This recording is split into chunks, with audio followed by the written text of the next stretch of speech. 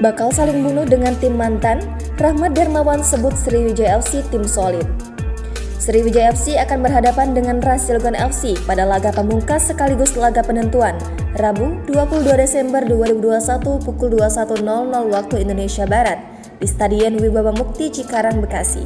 Pelatih kepala RAS Cilegon FC, Rahmat Darmawan mengakui laga penentuan dengan tim mantannya Sriwijaya FC saat mengingat memori saat melatih pada musim kompetisi 2007 hingga 2010 dan 2017 hingga 2018. Mantan pelatih tim Sriwijaya FC kelahiran Metro Lampung 28 November 1966 menyebut Sriwijaya FC tim besar yang ia kenal baik. Tapi tentu tidak pada sekarang karena tentu banyak yang sudah berganti ketika dirinya di sana. Tetapi beberapa ofisial dan asisten-asisten pelatih itu banyak mantan pemain ketika dirinya ada di sana. Rahmat Darmawan yang pensiunan Marinir TNI Angkatan Laut berpangkat mayor juga menyebut mereka respek terhadap Sriwijaya FC yang menjadi lawan tandingnya. Coach RD yang musim lalu mengarsiteki tim Madura United FC mengatakan meski lama bergaul dengan ofisial dan asisten pelatih Sriwijaya FC dan mengenal pola permainan yang diajarkan, namun RD menegaskan penentuan di lapangan kembali pada para pemain. Meski tim asuhannya telah mengantongi modal 6 poin dan memimpin klasemen grup X, namun Coach RD tak mau sesumbar optimis bisa lolos semifinal.